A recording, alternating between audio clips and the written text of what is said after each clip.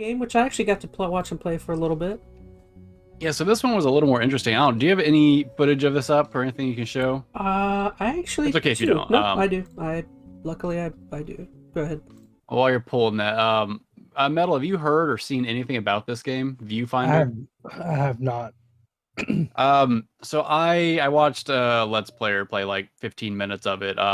But it's trippy. It's a puzzle game, but with a pretty unique twist. I don't know if you can see the gameplay there, but essentially you get a photo, and either there's some levels where you take the photo yourself, and you can take it of any portion of the level you want, or the game will give you pictures, and then you kind of like pin it or activate it into the world, and whatever that photo was, that environment becomes real, and then Oh, you that can is freaking interact with cool. it, and it literally like cuts out segments of the old landscape and geometry and places this new geometry in there, and you can twist it and turn it, and you can make platforms and access things you couldn't before.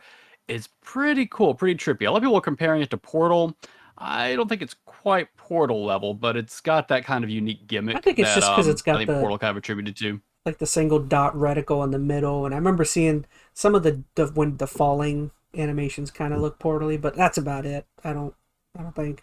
Maybe. I mean, I think it's really just kind of people are hitting on it because, Portal was a fairly unique puzzle mechanic at the time It was with an how they indie game utilized too. portals. It almost started off as, except other than it being made by Valve, but I don't know if you can Well, call it it started, a. I think, as like a college game, not game jam, but it was So it a was an indie college game, team kind that had of. made it. Okay. Well, kind of. I mean, I don't remember the whole back end. I just remember there being like some college students who were working on a project, and Valve kind of soaked them up before they had a chance to release it on their own.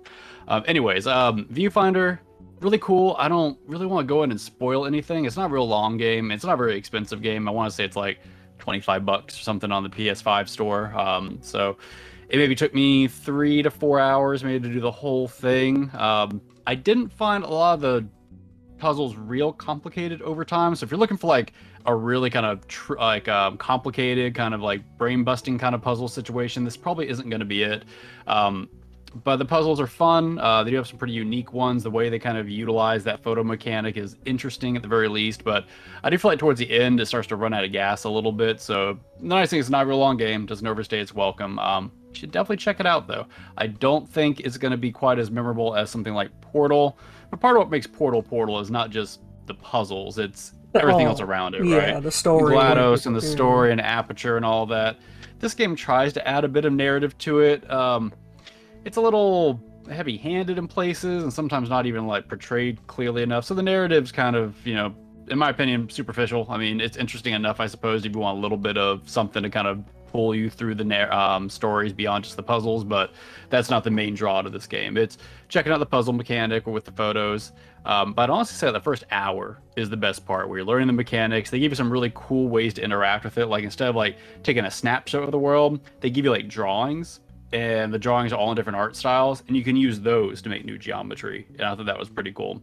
Honestly, what I got more out of this, I think Metal, if you play it, you'll probably get this feel, is less the puzzles and whatnot. I was thinking from a gameplay mechanic standpoint, how they're doing some of this stuff. They utilize Unity, which I know is an engine that me and Metal have a fair amount of familiarity with. So the whole time I'm thinking like, okay, how are they subtracting this mesh? Are they using like some kind of like geometry subtraction and stuff like that? So what I liked about this game is I kind of put my game dev hat on for a little bit. I could kind of run through and figure out how they were doing certain things, and that was fun for me. More so, I think, even than doing the puzzles. So I would recommend it at least to Metal for that reason.